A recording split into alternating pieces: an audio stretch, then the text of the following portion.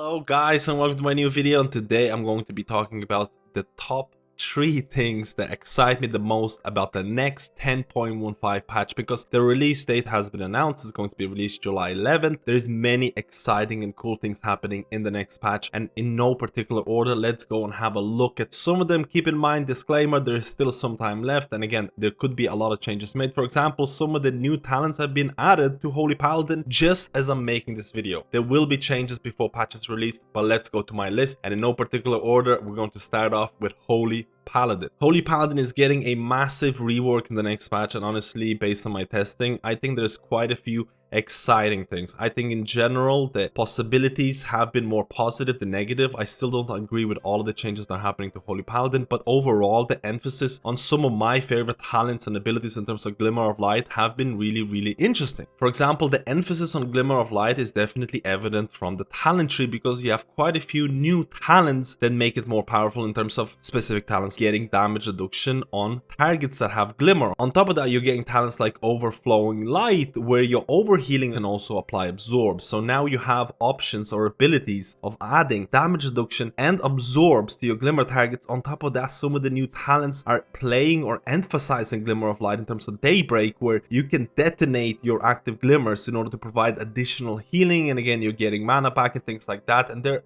is a lot of emphasis on Glimmer. You can see that already. We'll see how that's going to play out in terms of Mythic Plus, in terms of raid, but also the fact that Infusion of Light, which has been the bane of existence for a lot of Holy Paladins, because generally speaking, depending on which expansion you're playing, Infusion of Light has not been a very class-defining ability. But now that's probably going to change, because you can consume Infusion of Light with Judgment, which makes it a lot easier, on top of making Judgment a lot more powerful. And on top of that, you can also see greater Judgment deems a target unworthy, preventing a certain amount of damage dealt by that target. You can see where I'm going with this. There's going to be a lot of quality of life improvements for Holy Paladin in terms of consuming Infusion of Light, because it just felt bad having Infusion of Light not playing a core role to your Holy Paladin. You'll notice there's quite a few other talents in terms of Veneration being changed, in terms of now your Hammer of Wrath heals up to 5 injured allies for a certain amount of damage done, which means that Hammer of Wrath will heal people besides doing its normal thing in terms of Veneration talent. There's quite a few other changes with Tears Deliverance and things like that. I'm not going to talk about all of them. When I was making the video, they keep making the changes because they added another talent right beside Blessings, a new talent called Merciful Auras, where your auras restore a certain amount of health to 3 injured allies within 20 yards every 2 seconds, and while Aura Mastery is active, heals all allies within 40 yards, and healing is increased by 100%.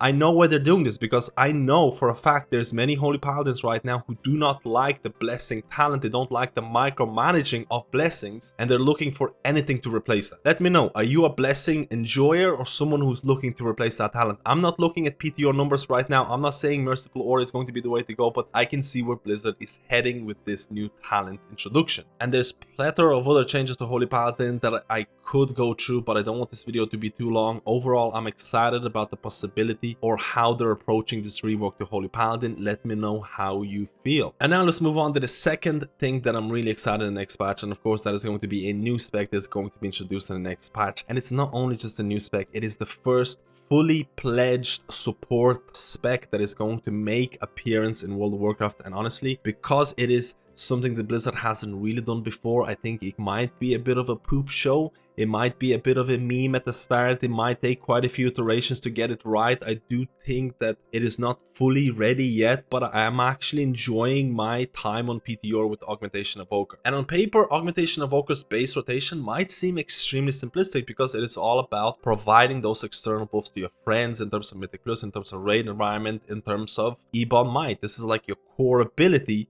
And then you have things like your mastery, and you can play around those. I think the difference between a very good Augmentation Evoker and someone who is not that great is going to be the uptime of Ebon Might and when you activate these abilities, because you'll want to make sure that when your group members use their big cooldowns, you have these external buffs available and buffing your group. There's so many ways to micromanage your Ebon Might with clever use of cooldown usage, with clever use of talents and things like that. People are going to figure out how to really min-max this buff class. So the base rotation might not be too complicated, but I think the complexity of this class comes from the fact that you have so many different utility abilities that you can use in order to provide external DPS, or in order to provide, how do I say, help your healer out. I think there's multiple builds that are going to be emerging, and one of the builds where you can actually sacrifice DPS in order to gain more HPS with talents like Dream of Spring means that you could play Augmentation Evoker. It is a DPS class, but you could play it as a DPS class that can provide a significant HPS increase to your party, both in raids and Mythic Plus. We'll have to see how that's going to shape out in the future, but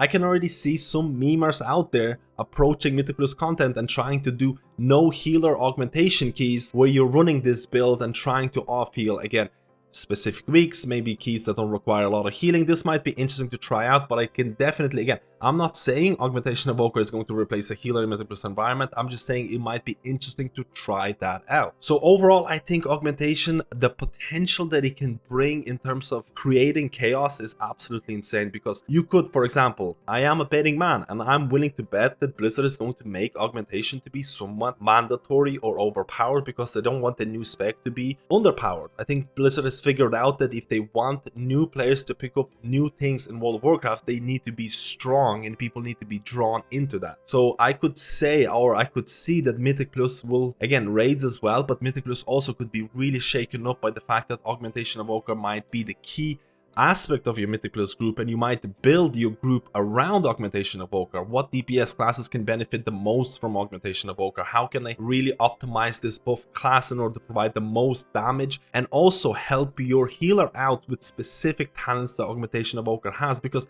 there is a lot of utility this class can provide. On the flip side, one of the things that I'm not really overly excited is one of the talents, Prescience, which is looking to be quite strong right now, grants an ally the gift of Foresight, increasing their critical strike chance by 3% for a certain amount of time. Now, the duration of this buff is longer than the actual cooldown, which means that you can micromanage this a lot in something like raid environments, but I'm not a fan of discussing which class needs to get this buff at which time, because generally you have the same discussion with something like PI or Power Infusion in raids, and sometimes it causes a lot of issues and rifts between DPS players, and I can already see that happening with Prescience in terms of which class benefits the most from this, when do I have to apply this. I think it's going to be a lot easier in Mythic Plus, but this is just my little pet peeve in terms of how to assign these specific buffs, because it is extremely evident that Blizzard allowed you to have multiple ways to play this class. If you're someone who wants to select a specific player or wants to get this buff, you can do that and min-max it. Or if you're someone who just wants to press the button and then randomly a player gets assigned this buff depending on some hidden parameters, you can also play that way. And of course, this class would actually be dead on arrival if Blizzard did not implement specific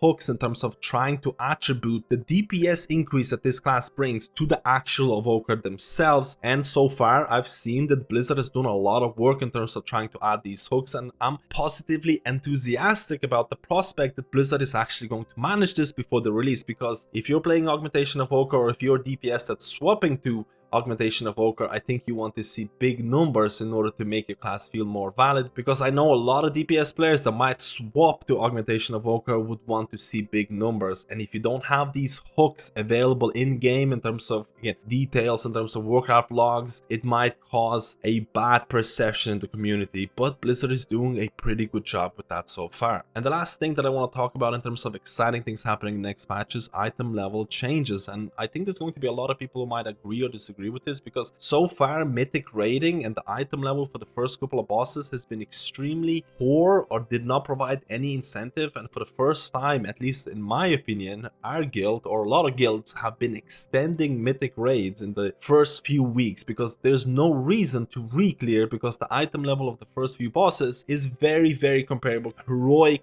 counterparts, and therefore Blizzard has announced that the first couple of bosses or the items that they drop are going to be on the mythic track. As an example, this is my evoker and this is on PTR servers. Now on my evoker I received this mythic shoulders on the first week or two of clearing, and again this is 441 item level on retail, but on PTR this has been changed to mythic track 1 out of 3, so you can actually go and upgrade this to 447 item level, which means the first couple of bosses in mythic rating are not going to be completely irrelevant And you might be like, Mythic Raiders are getting more incentives, they're getting more item levels. Blizzard has looked at Mythic plus Vault rewards, because in order to get 447 item level from Vaults, you have to do a plus 20 key. And I think the participation rate for 20 keys has not been as good as Blizzard has intended, because they're lowering that. For example, you can do a plus 16 key, 17, 18. And that item level for that week will fall, again, from your vault, will have that mythic track in terms of being upgradable. So you can do a plus 16 for that week and open your vault and get a piece of loot that you can then upgrade to 447 if you wish to do that, which is going to be a great advantage to alts and things like that. And is that a good thing or a bad thing? Again, for me personally, I did not want to re-clear mythic raids, but now with this change, it's going to give me a lot more incentive to try and re-clear a lot of that raiding content, because a lot of the item levels will be increased. So in terms of the general changes, I'm quite excited about the next patch, because right now I'm quite bored. I'm looking for things to do. The fact that Holy Paladin is getting a rework makes me want to play Holy Paladin, makes me want to try out the new gameplay in hopes that the new gameplay is going to feel extremely rewarding and really fun to play. And the fact that Augmentation Evoker, we're getting a new spec at this time in the expansion, it's probably going to cause a lot of chaos. It's going to be a bit of a poop show. I already said this before, because Blizzard has never done this before. Blizzard is adding hooks in order to trying to attribute the damage boost that Evoker does, or Augmentation Evoker does. This is most likely going to change everything in terms of Mythic Plus, in terms of raiding, in terms of creating new meta, because my bet, or I'm willing to bet, that Blizzard is going to make Augmentation to be somewhat overpowered, because it is a new spec. And let me know how you feel about the item level changes. Again, do you Mythic raid? Do you do Mythic Plus? How do you feel about the requirement changes? How do you feel about the gear and item level incentives? Let me know, guys. And if you like this video, like and subscribe, because it helps me to continue making these videos. And I'll see you in my next guide.